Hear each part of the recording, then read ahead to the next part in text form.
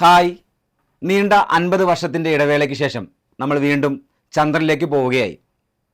അങ്ങനെയുള്ള ന്യൂസ് നിങ്ങൾ വാർത്തകളിൽ കേട്ടിട്ടുണ്ടാവും.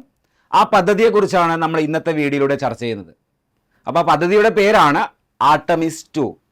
ആ പദ്ധതിയുമായി ബന്ധപ്പെട്ട് PSC ഏതൊക്കെ രീതിയിൽ ചോദ്യങ്ങൾ ചോദിക്കാം, അതേപോലെ തന്നെ ഏതൊക്കെ രീതിയിലാണ് ചോദ്യങ്ങൾ കടന്നു വരുന്നത് എന്ന രീതിയിലുള്ള കാര്യങ്ങളാണ് ഇന്നത്തെ വീഡിയോയിലൂടെ നമ്മൾ പരിചയപ്പെടാൻ പോകുന്നത്.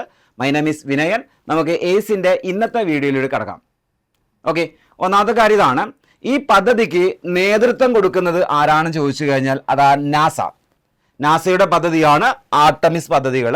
ആർട്ടമിസ് എന്ന് പറയുന്നത് 1, 2, 3, 4 ഇങ്ങനെ ആർട്ടമിസിൻ്റെ 4 സീരീസുകളുണ്ട്. ആ 4 സീരീസിൽ രണ്ടാമത്തെ സീരീസിനെ കുറിച്ചാണ് നമ്മൾ ഇന്നത്തെ വീഡിയോയിലൂടെ ചർച്ച ചെയ്യുന്നത്. മനസ്സിലാക്കി വെക്കേണ്ട കാര്യം, ചന്ദ്രനിലേക്കുള്ള നാസയുടെ മനുഷ്യ സാന്നിധ്യമുള്ള അടുത്ത വലിയ ദൗത്യമാണ് ഏത്? ആർട്ടമിസ് 2. ഓൾറെഡി നമ്മൾ എന്ത് ചെയ്തിട്ടുണ്ട്? ചന്ദ്രനിൽ കാല് കുത്തിയിട്ടുണ്ട്. ഇങ്ങനെയുള്ള കാര്യങ്ങളൊക്കെ നമ്മൾ PSC പരീക്ഷകൾക്ക് വേണ്ടി പഠിക്കുന്നുണ്ട്. ചന്ദ്രനിൽ ആദ്യമായി കാല് കുത്തിയത് ആരൊക്കെയാണ് ആ യാത്രയിൽ ഉണ്ടായിരുന്നത്, അതേപോലെ തന്നെ ആ വാഹനത്തെ നിയന്ത്രിച്ച ആരാണ്, ഇങ്ങനെയുള്ള കാര്യങ്ങൾ എന്ത് ചെയ്യുന്നുണ്ട് നമ്മൾ PSC പരീക്ഷയ്ക്ക് വേണ്ടി പഠിക്കുന്നുണ്ട്. അപ്പോൾ ഈ കാര്യം ഇതാണ്, ചന്ദ്രനിലേക്കുള്ള അടുത്ത വലിയൊരു ദൗത്യമാണ് ഏത്? ആർട്ടമിസ് 2 എന്നുള്ള കാര്യം മനസ്സിലാക്കി വെച്ചോളാം. അടുത്ത കാര്യം നോക്കിയേ, ഇത് ആർട്ടമിസ് 1 പോലെ മനുഷ്യരില്ലാത്ത പരീക്ഷണമല്ല. ആർട്ടമിസ് 2 എന്ന് പറയുന്നത് മനുഷ്യർ യാത്ര ചെയ്യുന്ന പദ്ധതിയാണ്. അതായത് ആർട്ടമിസ് 1 എന്നുള്ള പദ്ധതി ഓൾറെഡി നമ്മൾ വിക്ഷേപിച്ചു കഴിഞ്ഞു. അതിനകത്ത് മനുഷ്യരില്ലായിരുന്നു. ചന്ദ്രനെക്കുറിച്ച് പഠിക്കാൻ വേണ്ടിയിട്ട്, ചന്ദ്രനിൽ മനുഷ്യൻ ഇറങ്ങാൻ പറ്റുന്ന രീതിയിലേക്കുള്ള കാര്യങ്ങൾ മനസ്സിലാക്കാൻ വേണ്ടിയിട്ടായിരുന്നു ആർട്ടമിസ് 1 പദ്ധതി ഉണ്ടായിരുന്നത്. ഇവിടെ ആർട്ടമിസ് 2 എന്താണ്? മനുഷ്യരെ വഹിച്ചു കൊണ്ടുപോയിട്ടുള്ള ഒരു പദ്ധതിയാണ് ആർട്ടമിസ് 2. കാര്യം മനസ്സിലാക്കി വെക്കണം. ആർട്ടമിസ് 2 വിക്ഷേപിച്ചത് ഏപ്രിൽ 1 എന്നുള്ള ഡേറ്റും ഏപ്രിൽ 2 എന്നുള്ള ഡേറ്റ് നിങ്ങൾക്ക് കാണാം. അതായത് നമ്മളെ ഇന്ത്യയെ സംബന്ധിച്ചിടത്തോളം ആ ഡേറ്റ് ഏപ്രിൽ 2ഉം അതേപോലെ തന്നെ അമേരിക്കയെ സംബന്ധിച്ചിടത്തോളം ആ ദിവസം ഏപ്രിൽ 1-ാം തീയതിയുമാണ്. കാര്യം ആ രീതിയിൽ ഒരു സമയ വ്യത്യാസം എവിടെ വരാം? നമ്മുടെ ഭൂമിയിൽ കാണാം. ആ രീതിയിൽ നമ്മളെ സംബന്ധിച്ചിടത്തോളം അത് ഏപ്രിൽ 2ഉം, അതല്ലാതെ അമേരിക്കയിൽ അത് വിക്ഷേപിച്ച സമയം ഏതാണെന്നുള്ള രീതിയിലാണെങ്കിൽ അത് ഏപ്രിൽ 1 നമ്മൾ മെയിനായിട്ടും ഓർത്ത് വെക്കേണ്ട ഡേറ്റ് ഏപ്രിൽ 1 ആർട്ടമിസ് 2 വിക്ഷേപിച്ചു എന്നുള്ള കാര്യം മനസ്സിലാക്കി വെച്ചോളാം. ക്ലിയർ ആണല്ലോ. അടുത്ത കാര്യം, ആർട്ടമിസ് 2 എന്താണ് എന്നാണ്. ആർട്ടമിസ് 2 എന്ന് പറഞ്ഞാൽ അത് നാസയുടെ ചന്ദ്ര ദൗത്യ പരമ്പരയിലെ 2ാം മിഷനാണ്. ഒന്ന് ഓൾറെഡി പരിചയപ്പെട്ടു, അതാണ് ആർട്ടമിസ് 1. ഇത് 2ാമത്തെ മിഷനാണെന്നുള്ള കാര്യം മനസ്സിലാക്കി വെക്കുക. നെക്സ്റ്റ് അടുത്തായിട്ട് ഇതിൻ്റെ അകത്ത് ഉപയോഗിക്കുന്ന സ്പേസ് ക്രാഫ്റ്റിൻ്റെ പേരാണ് അത് ഓറിയോൺ സ്പേസ് ക്രാഫ്റ്റ്. ഓറിയോൺ നമ്മൾ മറ്റ് പദ്ധതികൾക്ക് വേണ്ടിയിട്ട് ഈ ഓറിയോൺ ഉപയോഗിച്ചിട്ടുണ്ട്. അപ്പോൾ ഇതിനു വേണ്ടിയിട്ട് നമ്മൾ ഉപയോഗിക്കുന്ന ഓറിയോൺ തന്നെയാണ്. ഇതിൻ്റെ അകത്ത് 4 ബഹിരാകാശ യാത്രികർ ചന്ദ്രനെ ചുറ്റി യാത്ര ചെയ്യും എന്നുള്ള കാര്യം മനസ്സിലാക്കി വെക്കുക. 4 യാത്രികരാണ് ചന്ദ്രനെ ചുറ്റി യാത്ര ചെയ്യാൻ പോകുന്നത്. കിട്ടിയല്ലോ. നെക്സ്റ്റ് അടുത്ത കാര്യം, ചന്ദ്രനിൽ ഇറങ്ങില്ല, പക്ഷേ ചന്ദ്രനെ ചുറ്റി തിരികെ ഭൂമിയിലേക്ക് വരും. അവരെന്ത് ചെയ്തിട്ടുണ്ട്? ഓൾറെഡി ചന്ദ്രനിലേക്ക് പോയിട്ടുണ്ട്. അവർ തിരിച്ച് ഭൂമിയിലേക്ക് വരും എന്ന രീതിയിലാണ് പദ്ധതിയുടെ കാര്യം. അതായത് ചന്ദ്രനെ ചുറ്റി ചന്ദ്രനിലേക്കുള്ള പോകാനുള്ള പരീക്ഷണങ്ങളൊക്കെ നടത്തിക്കൊണ്ട് അവർ തിരിച്ചു വരും എന്നുള്ള കാര്യം മനസ്സിലാക്കി വെക്കുക. ഇനി ഭാവിയിൽ എന്ത് ചെയ്യും? ആർട്ടമിസ് 2 കഴിഞ്ഞാൽ ആർട്ടമിസ് 3, 4 പദ്ധതികൾ നടപ്പിലാക്കും നമ്മൾ. നാസ ആ രീതിയിലുള്ള പദ്ധതിയും കൂടി മുന്നിൽ കാണുന്നുണ്ട്. ആ പദ്ധതിയോടെയാണ് എന്ത് ചെയ്തത്? ചന്ദ്രനിൽ ഇറങ്ങുന്ന പദ്ധതിയായിട്ട് മാറുന്നത്. കാര്യം കിട്ടിയല്ലോ. അപ്പോൾ ഭാവിയിലെ ആർട്ടമിസ് 3, അതായത് ചന്ദ്രനിൽ ഇറക്കം, അങ്ങനെയുള്ള മിഷന് വേണ്ടിയുള്ള പ്രധാന പരീക്ഷണ ദൗത്യമാണ് ഏത്? ആർട്ടമിസ് 2 എന്ന് പറയുന്നത്. മനസ്സിലായല്ലോ. അപ്പം നിങ്ങൾ ഈ കാണുന്നതാണ് ഓറിയോൺ സ്പേസ് ക്രാഫ്റ്റിൽ നിന്ന് എന്ത് ചെയ്യുന്നത്? ആ റോക്കറ്റ് പറന്നു കയറുന്നതായിട്ട് നിങ്ങൾക്ക് കാണാൻ പറ്റും. അപ്പോൾ ഈ റോക്കറ്റിൻ്റെ പേര് മനസ്സിലാക്കി വെക്കുക. അതെന്താ? ഓറിയോൺ സ്പേസ് ക്രാഫ്റ്റ് ആണെന്ന് മനസ്സിലാക്കി വെക്കുക. എത്ര യാത്രികർ പോയിട്ടുണ്ട്? 4 പേരാണ് പോയിട്ടുള്ളത്. നെക്സ്റ്റ് അടുത്തായിട്ട് മനസ്സിലാക്കി വെക്കേണ്ടത്, നാസ ആർട്ടമിസ് 3 ഇനി അങ്ങോട്ടേക്ക് വിക്ഷേപിക്കുന്നതാണ്. ആ കാര്യങ്ങളൊക്കെ നമുക്ക് അങ്ങോട്ടേക്ക് പരിചയപ്പെടാം കേട്ടോ. അടുത്ത കാര്യം നോക്കിയേ, ഇതിൻ്റെ പ്രധാനപ്പെട്ട ലക്ഷ്യങ്ങൾ എന്താ? ആർട്ടമിസ് 2ൻ്റെ ലക്ഷ്യങ്ങൾ നോക്കിയേ നിങ്ങൾ. ഒന്നാമത്തെ കാര്യം, മനുഷ്യരോട് കൂടിയ ഓറിയോൺ സ്പേസ് ക്രാഫ്റ്റ് പരീക്ഷണമാണ് ഒന്നാമത്തെ ലക്ഷ്യം. ഞാൻ പറഞ്ഞില്ല, ഓൾറെഡി 4 പേര് അങ്ങോട്ടേക്ക് പോയിട്ടുണ്ട്. അപ്പോൾ ആ രീതിയിൽ സ്പേസ് ക്രാഫ്റ്റിലൂടെ മനുഷ്യരോട് കൂടിയിട്ടുള്ള പോകുന്ന രീതിയിലാണ് ആ പദ്ധതിയുടെ പ്രധാനപ്പെട്ട ലക്ഷ്യം. അടുത്ത കാര്യം നോക്കിയേ, ലൈഫ് സപ്പോർട്ട് സിസ്റ്റം. അതായത് ഈ രീതിയിൽ പോകുന്ന സമയത്ത് മനുഷ്യർ അധിവസിക്കാൻ പറ്റുമോ ഇല്ലയോ എന്നൊക്കെ മനസ്സിലാക്കാൻ വേണ്ടിയിട്ടാണ് ആ പദ്ധതിയുടെ പ്രധാനപ്പെട്ട മറ്റൊരു ലക്ഷ്യം. അതേപോലെ തന്നെ ഇവരുടെ ധരിച്ചിരിക്കുന്ന സ്യൂട്ടുകൾ ഉപയോഗിച്ചുകൊണ്ട് ദീർഘനാൾ വാഹനത്തിന് എന്തെങ്കിലും പറ്റിക്കഴിഞ്ഞാൽ ആ രീതിയിൽ അതിജീവിക്കാൻ പറ്റും എന്നൊക്കെയാണ് നാസ പറഞ്ഞിരിക്കുന്ന കാര്യങ്ങൾ. നെക്സ്റ്റ് അടുത്ത കാര്യം നാവിഗേഷൻ, അതായത് അങ്ങോട്ടേക്ക് പോകുന്ന ആ നാവിഗേഷനൊക്കെ കൃത്യമായിട്ട് കണ്ടെത്തുക, അങ്ങനെയൊക്കെയാണ് അടുത്ത ഒരു ലക്ഷ്യം എന്ന് പറയുന്നത്.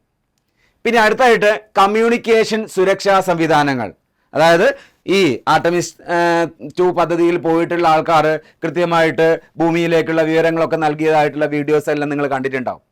ആ രീതിയിൽ ആ കമ്മ്യൂണിക്കേഷൻ സുരക്ഷാ സംവിധാനങ്ങളൊക്കെ കറക്റ്റ് ആണോ എന്ന രീതിയിലൊക്കെ പരിശോധിക്കുകയാണ് അതിൻ്റെ ലക്ഷ്യം. പിന്നെ അടുത്തായിട്ട് ചന്ദ്രയാത്രയ്ക്ക് വേണ്ട സംവിധാനങ്ങൾ പരിശോധിക്കൽ. ഇനി അങ്ങോട്ടേക്ക് എന്ത് ചെയ്യണം, മനുഷ്യന് അവിടെ ഇറങ്ങുന്ന രീതിയിലേക്ക് മാറണം. അതിന് വേണ്ടിയിട്ട് എന്ത് ചെയ്യുന്നു, ചന്ദ്രയാത്രയ്ക്ക് വേണ്ട സംവിധാനങ്ങൾ പരിശോധിക്കാൻ വേണ്ടിയിട്ടും കൂടി ഈ യാത്ര ഉപകരിക്കും. അടുത്ത കാര്യം നോക്കിയേ, മനുഷ്യരുടെ ആരോഗ്യവും സുരക്ഷയും വിലയിരുത്തൽ. അതായത് ദീർഘദൂര ബഹിരാകാശ യാത്ര ചെയ്യണം. അതായത് നമ്മുടെ ചന്ദ്രനിലേക്ക് എന്ന് പറയുമ്പോൾ ഒരു 3.5 ലക്ഷം കിലോമീറ്ററിന് അപ്പുറമാണ് ചന്ദ്രൻ സ്ഥിതി ചെയ്യുന്നത്. നമ്മളെ ഈ സ്പേസ് ക്രാഫ്റ്റ് എന്ത് ചെയ്യുന്നുണ്ട്, അല്ലെങ്കിൽ ആർടെമിസ് 2 എന്ത് ചെയ്യുന്നുണ്ട്, ഈ പദ്ധതി എന്ത് ചെയ്യുന്നുണ്ട്, 4 ലക്ഷത്തോളം കിലോമീറ്റർ ഭൂമിയിൽ നിന്നും ചലിക്കുന്നുണ്ട്. അത്രത്തോളം ചലിച്ചുകൊണ്ടാണ് ചന്ദ്രനെ ചുറ്റി വരുന്നത്. ചന്ദ്രനെ ചുറ്റി വരാൻ വേണ്ടിയിട്ട് അത്രയും ദൂരം പോകുന്നുണ്ട്. നമ്മൾ മുമ്പൊക്കെ പോയിട്ടുണ്ടായിരുന്ന ഒരു 400 കിലോമീറ്റർ അപ്പുറമുള്ള നമ്മുടെ ബഹിരാകാശ നിലയത്തിലൊക്കെ പോകാറുണ്ടായിരുന്നു. ഇവിടെ എന്താണ്, ദീർഘദൂര ബഹിരാകാശ യാത്രയാണിത് അല്ലെ. അപ്പൊ അതിന് മനുഷ്യരുടെ ആരോഗ്യവും സുരക്ഷയും ഒക്കെ എങ്ങനെയൊക്കെ ആയിരിക്കും എന്ന കാര്യം വിലയിരുത്താൻ വേണ്ടിയിട്ടും ഈ ദൗത്യം നമുക്ക് ഉപയോഗപ്പെടുത്താൻ പറ്റും. ക്ലിയർ? അടുത്ത കാര്യം നോക്കി, ഭാവിയിൽ ചന്ദ്രനിൽ ഇറക്കത്തിന് വഴിയൊരുക്കൽ. ഓൾറെഡി നമ്മൾ പറഞ്ഞ കാര്യമാണ്. അതേപോലെ തന്നെ ആർടെമിസ് 3, ആർടെമിസ് 4 തുടങ്ങിയ മിഷനുകൾക്ക് അടിസ്ഥാനപരമായ തയ്യാറെടുപ്പ്. ഇതൊക്കെയാണ് പ്രധാനപ്പെട്ട ലക്ഷ്യം. കാര്യങ്ങൾ കിട്ടിയല്ലോ. അതായത് ഒന്നാമത്തെ കാര്യം മനുഷ്യരോടുകൂടി പോകുന്ന ഒരു സംഭവമാണ്. അതേപോലെ തന്നെ ആ സമയത്തുള്ള ലൈഫ് സപ്പോർട്ട് സിസ്റ്റം, അതേപോലെ നാവിഗേഷൻ, അതേപോലെ തന്നെ കമ്മ്യൂണിക്കേഷൻ സുരക്ഷാ സംവിധാനങ്ങൾ, അതേപോലെ തന്നെ ചന്ദ്രയാത്രയ്ക്ക് വേണ്ട സംവിധാനങ്ങൾ പരിശോധിക്കൽ, അതേപോലെ തന്നെ ദീർഘദൂര ബഹിരാകാശ യാത്രയിൽ മനുഷ്യരുടെ ആരോഗ്യ സുരക്ഷയൊക്കെ വിലയിരുത്തൽ, അതേപോലെ തന്നെ ഭാവിയിലെ ചന്ദ്രനിലെ ഇറക്കത്തിൽ വഴിയൊരുക്കുക, അതേപോലെ തന്നെ ആർടെമിസ് 3, 4 പദ്ധതികൾക്ക് വഴിയൊരുക്കുക. ഇതൊക്കെയാണ് പ്രധാനപ്പെട്ട ലക്ഷ്യങ്ങൾ എന്ന് മനസ്സിലാക്കി വെച്ചോളണം. കിട്ടിയല്ലോ. നെക്സ്റ്റ് അടുത്തായിട്ട് നമ്മൾ ഡിസ്കസ് ചെയ്യാൻ പോകുന്നത് ഈ യാത്രയുടെ പ്രത്യേകത എന്താണെന്നാണ് പരിചയപ്പെടാൻ പോകുന്നത്. യാത്രയുടെ പ്രത്യേകത എന്താണെന്ന് ചോദിച്ചു കഴിഞ്ഞാൽ ഈ ആർടെമിസിന്റെ ദൗത്യം എന്താണെന്ന് ആദ്യം നോക്കാം നമുക്ക്. ഓക്കെ, ആ രീതിയിൽ മനസ്സിലാക്കി വെക്കുക. ഭൂമിയിൽ നിന്നാണ് വിക്ഷേപിക്കുന്നത് അല്ലെ, ഭൂമിയിൽ നിന്നാണ് അങ്ങോട്ടേക്ക് പോകുന്നത്. പിന്നെ അടുത്ത കാര്യം നോക്കിയേ, ചന്ദ്രനെ ചുറ്റിയിട്ട് യാത്ര ചെയ്യുന്നുണ്ട്. ഓൾറെഡി പറഞ്ഞതല്ലേ, ചന്ദ്രനെ ചുറ്റിയിട്ട് യാത്ര ചെയ്യുന്നുണ്ട്. അതേപോലെ തന്നെ വീണ്ടും ഭൂമിയിലേക്ക് മടങ്ങി വരൽ. ഓക്കെ, അടുത്ത ക്രിയ അതാണ്, അവിടെ ചുറ്റിയിട്ട് തിരിച്ചു വരികയാണ് ചെയ്യേണ്ടത്. പിന്നെ അടുത്ത കാര്യം, ഇത് അപ്പോളോ 8 മിഷനെ ഓർമ്മിപ്പിക്കുന്ന തരത്തിലുള്ള ഒരു ലൂണാർ ഫ്ലൈ ബൈ മിഷൻ ആണ്. ആ രീതിയിലുള്ള പദ്ധതിയാണ്. നമ്മൾ ഓൾറെഡി എന്ത് ചെയ്തിട്ടുണ്ട്, അപ്പോളോ വിക്ഷേപിച്ചിട്ട് അങ്ങോട്ടേക്ക് പോയിട്ടുണ്ട് എന്നുള്ള കാര്യമൊക്കെ നിങ്ങൾ കേട്ടിട്ടുണ്ടാവും. ആ രീതിയിൽ എന്ത് ചെയ്യുന്നു, അത് അപ്പോളോ 8 മിഷനെ ഓർമ്മിപ്പിക്കുന്ന തരത്തിലുള്ള ഒരു ലൂണാർ ഫ്ലൈ ബൈ മിഷൻ ആണ് എന്നുള്ള കാര്യമാണ് ആലോചിച്ച് വെക്കേണ്ടത്. അപ്പോളോ 8 എന്നുള്ള കാര്യം അവിടെ ഓർത്ത് വെച്ചോളാം. ഓക്കെ, അപ്പോളോ 8 മിഷനെ ഓർമ്മിപ്പിക്കുന്ന തരത്തിലുള്ള ഒരു ലൂണാർ ഫ്ലൈ ബൈ മിഷൻ ആണ്. കിട്ടിയല്ലോ. ഇതാണ് ആ യാത്രയുടെ പ്രത്യേകത, അല്ലെങ്കിൽ ആർടെമിസ് ദൗത്യത്തിന്റെ പ്രത്യേകതകൾ. ഇത്രയും കാര്യങ്ങളാണെന്ന് മനസ്സിലാക്കി വെച്ചോളാം. കിട്ടും. പറഞ്ഞ കാര്യങ്ങൾ തന്നെയാണ്, വീണ്ടും വീണ്ടും എക്സ്പ്ലെയിൻ ചെയ്ത് പോകുന്നില്ല. ഓക്കെ, നെക്സ്റ്റ് അടുത്തായിട്ട് ഈ യാത്രയിൽ ആരൊക്കെയാണ് ഉള്ളത്, ഈ ആർടെമിസ് 2ന്റെ ക്രൂ മെമ്പേഴ്സ് ആരൊക്കെയാണ് നോക്കിയേ. ഒന്നാമത്തെ കാര്യം, റീഡ് വൈസ്മാൻ ആണ് ഒന്നാമത്തെ വ്യക്തി. വ്യക്തിയുടെ പേരെന്ത്? Reid Wiseman. മനസ്സിലാക്കി വെക്കേണ്ടത്, ഇദ്ദേഹമാണ് ഈ മിഷന്റെ കമാൻഡർ. മിഷൻ കമാൻഡറുടെ പേരാണ് റീഡ് വൈസ്മാൻ. നാസയുടെ റീഡ് വൈസ്മാൻ ആണ് ഈ മിഷന്റെ കമാൻഡർ, മിഷൻ കമാൻഡർ എന്ന് മനസ്സിലാക്കി വെച്ചോളാം. അടുത്ത വ്യക്തി നോക്കിയേ, അടുത്ത വ്യക്തിയുടെ പേരാണ്, അതായത് ഈ ക്രൂയിലുള്ള രണ്ടാമത്തെ വ്യക്തിയുടെ പേര് വിക്ടർ ഗ്ലോവർ. എന്താണ്? വിക്ടർ ഗ്ലോവർ എന്നാണ് ഇദ്ദേഹത്തിന്റെ പേര്. വ്യക്തികളുടെ പേരുകൾക്ക് വളരെ വളരെ ഇമ്പോർട്ടൻ്റ് ആണ്. ഒന്നാമത്തെ വ്യക്തിയുടെ റീഡ് വൈസ്മാൻ ആയിരുന്നു, ഇവിടെ എന്താ വിക്ടർ ഗ്ലോവർ ആണ്. നെക്സ്റ്റ് അടുത്ത ഇദ്ദേഹത്തിന്റെ ഇമ്പോർട്ടൻസ് ഇതാണ്, ഈ മിഷന്റെ പൈലറ്റ് ആണ് ഇദ്ദേഹം എന്ന് മനസ്സിലാക്കി വെച്ചോളൂ. മിഷൻ പൈലറ്റ് ആരെന്ന് ചോദിക്കാം, അതാണ് വിക്ടർ ഗ്ലോവർ. Victor Glover. അടുത്ത കാര്യം, ഒരു വനിതയാണ്. ആ വനിതയുടെ പേരാണ് ഈ ദൗത്യത്തിലെ അടുത്ത വ്യക്തിയാണത് ക്രിസ്റ്റിന കോച്ച്. ആരാണ്? ക്രിസ്റ്റിന കോച്ച്. ക്രിസ്റ്റിന കോച്ച്. അതായത് ഈ പദ്ധതിയിൽ 2 മിഷൻ സ്പെഷ്യലിസ്റ്റുകളുണ്ട്. അതിൽ ഒരു മിഷൻ സ്പെഷ്യലിസ്റ്റ് ആണ് ക്രിസ്റ്റിന കോച്ച്, ഒരു വനിതയാണ്. ആദ്യമായിട്ടാണ് ഈ രീതിയിൽ ഒരു വനിത ഈ രീതിയിൽ ചന്ദ്രനിലേക്കുള്ള ദൗത്യത്തിന് പോകുന്നത്. ആ രീതിയിൽ മിഷൻ സ്പെഷ്യലിസ്റ്റിന്റെ പേര് ഓർത്ത് വെക്കുക, ക്രിസ്റ്റിന കോച്ച്. അവിടെ നിൽക്കട്ടെ. അടുത്ത വ്യക്തിയിലേക്ക് നമുക്ക് പോവാം. അടുത്ത വ്യക്തിയാണ് ജെറമി ഹാൻസൺ. ആരാണ്? ജെറമി ഹാൻസൺ ആണ് ആ വ്യക്തിയുടെ പേര്. അതേപോലെ തന്നെ ഞാൻ നേരത്തെ പറഞ്ഞു 2 മിഷൻ സ്പെഷ്യലിസ്റ്റ്, അതിൽ അടുത്ത വ്യക്തിയാണ് ആര്? ജെറമി. അതേപോലെ തന്നെ ഹാൻസൺ, ജെറമി ഹാൻസൺ എന്നാണ് ആ വ്യക്തിയുടെ പേര്. കിട്ടിയല്ലോ. നെക്സ്റ്റ് അടുത്ത കാര്യം, അടുത്ത കാര്യം നോക്കാം നമുക്ക്. ഈ വ്യക്തികളൊക്കെയാണ് ഈ പദ്ധതികൾ ഉണ്ടായിരുന്നത്. ഈ പദ്ധതികൾ ഞാൻ പരിചയപ്പെടുത്തിയ വ്യക്തികൾ ഈ വ്യക്തികളൊക്കെയാണ്. ആ വ്യക്തികളുടെ ഇമ്പോർട്ടൻസ് എന്തൊക്കെയാണെന്ന് നോക്കാം നമുക്ക്. ആദ്യം പേര് പരിചയപ്പെടുന്നു. ആ യാത്രികർ ആരൊക്കെയാണെന്ന് മനസ്സിലാക്കി വെക്കുന്നു. റീഡ് വൈസ്മാൻ ആണ്, കമാൻഡർ ആണ്. അതേ അടുത്തായിട്ട് വിക്ടർ ഗ്ലോവർ ആണ്, അത് പൈലറ്റ് ആണ്. നെക്സ്റ്റ് ക്രിസ്റ്റിന കോച്ച് ആണ്, മിഷൻ സ്പെഷ്യലിസ്റ്റ് ആണ്. അതേപോലെ തന്നെ ജെറമി ഹാൻസൺ ആണ്, മിഷൻ സ്പെഷ്യലിസ്റ്റ് ആണ്. ഇങ്ങനെ 4 വ്യക്തികളാണ്. ഓക്കെ, ഇതിൻ്റെ അകത്ത് ഇമ്പോർട്ടൻസ് കൊടുക്കേണ്ട വ്യക്തികൾ ആരൊക്കെയാന്ന് നോക്കിയാൽ നിങ്ങൾ. എല്ലാ വ്യക്തികളും ഇമ്പോർട്ടൻ്റ് ആണ്, എന്നാലും ഓർത്ത് വെക്കേണ്ട കുറച്ച് പോയിന്റ്സുകൾ ആദ്യം മനസ്സിലാക്കി വെക്കുക. വിക്ടർ ഗ്ലോവറിനെ കുറിച്ച്, അതായത് ഇദ്ദേഹം ഒരു കറുത്ത വർഗ്ഗക്കാരനാണ്. അതായത് ചന്ദ്രയാത്രയ്ക്ക് പോകുന്ന ആദ്യ ബ്ലാക്ക് ആസ്ട്രോണറ്റ് ആരെന്ന് ചോദിച്ചു കഴിഞ്ഞാൽ അദ്ദേഹമാണ് ആര്? Victor Glover. കാണാലോ, വിക്ടർ ഗ്ലോവർ ആണ് ചന്ദ്രയാത്രയ്ക്ക് പോകുന്ന ആദ്യ ബ്ലാക്ക് ആസ്ട്രോണറ്റ്. കറുത്ത വർഗ്ഗക്കാരനായിട്ടുള്ള ആദ്യ ചന്ദ്രയാത്രികനാണ് ആര്? അതാണ് വിക്ടർ ഗ്ലോവർ. മിഷൻ പൈലറ്റ് ആയിരുന്നു ഇദ്ദേഹം, അല്ലെ? മിഷൻ പൈലറ്റ് ആണെന്നുള്ള കാര്യം മനസ്സിലാക്കി വെക്കുക. നെക്സ്റ്റ് അടുത്ത കാര്യം നോക്കിയേ, ക്രിസ്റ്റിന കോച്ച്. ക്രിസ്റ്റിന കോച്ച് എന്ന് പറയുമ്പോൾ നിങ്ങൾക്ക് മനസ്സിലായിട്ടുണ്ടാവും, വനിതയാണ്. ചന്ദ്രയാത്രയ്ക്കുള്ള ആദ്യ വനിതകളിൽ ഒരാൾ. മറ്റ് ബഹിരാകാശ ദൗത്യങ്ങളൊക്കെ നടത്തിയിട്ടുണ്ടെങ്കിലും ചന്ദ്രയാത്രയ്ക്ക് പോകുന്ന ആദ്യ വനിതയാണ് ആര്?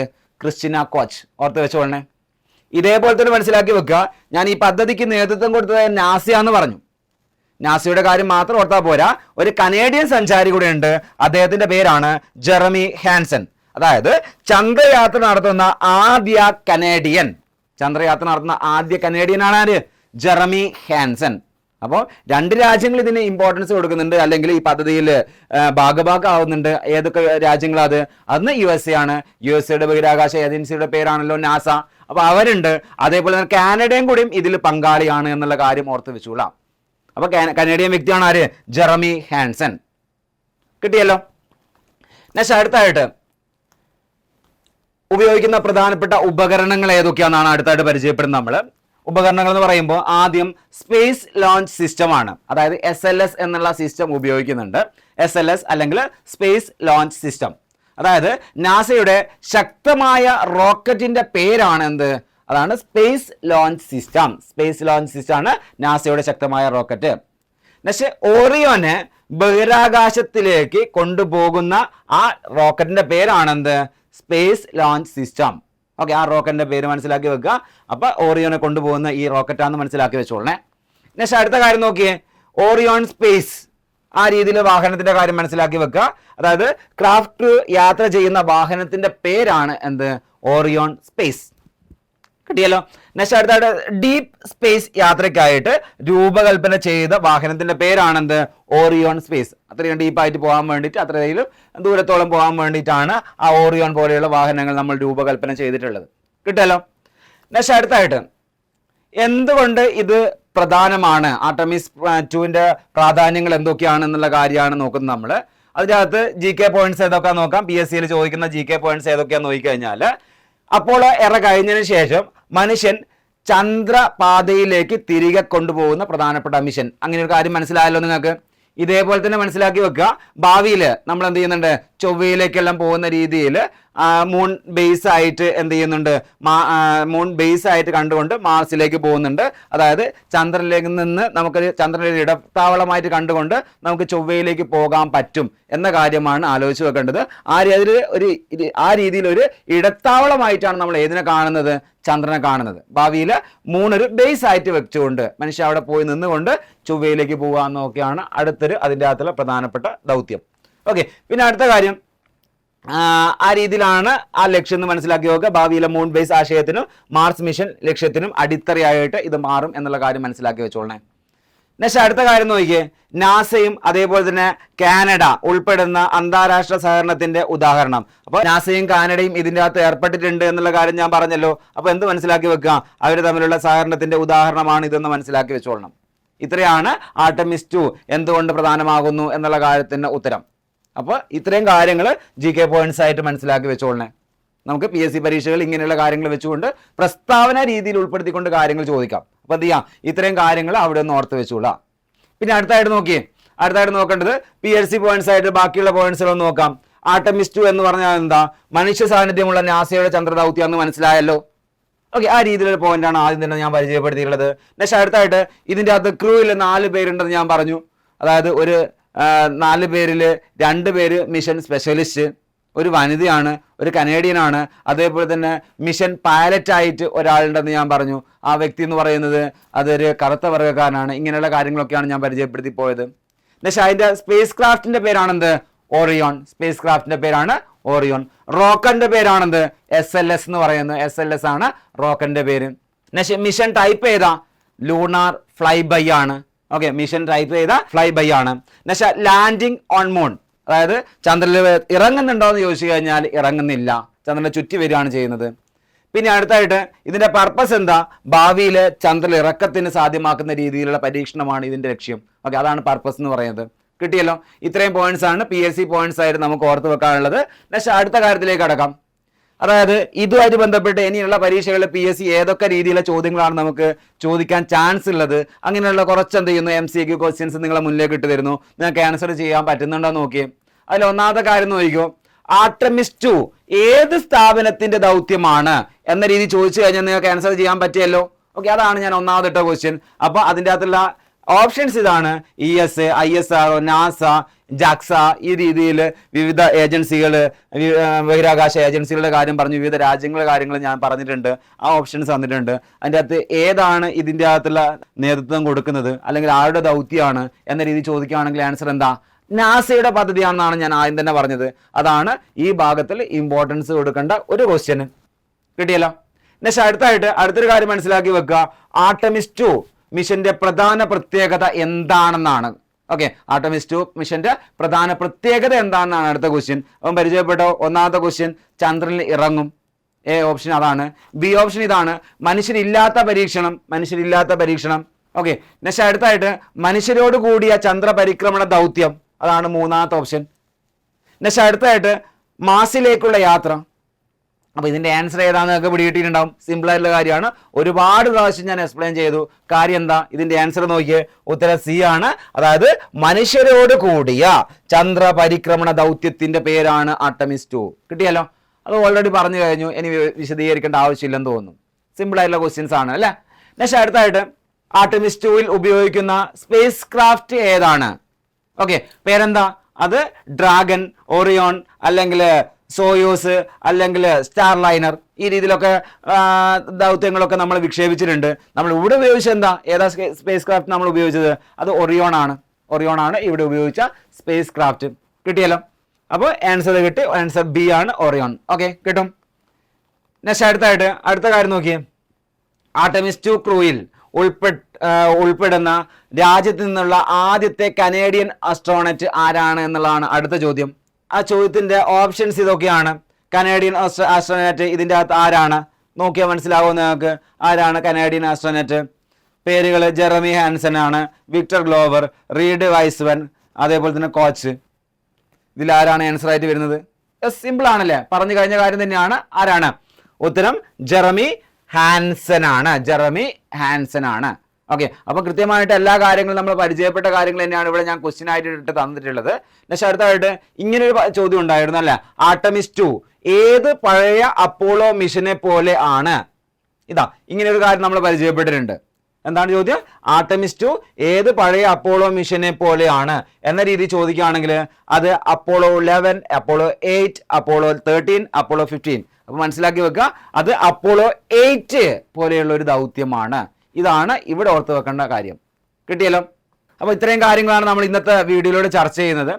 അപ്പം ആർടെമിസ് 2 പദ്ധതി എന്ന് പറയുന്നത് ഇനിയുള്ള പരീക്ഷകളിൽ ഉറപ്പായും ചോദിക്കാൻ ചാൻസ് ഉള്ള ഒരു ഭാഗമാണ്.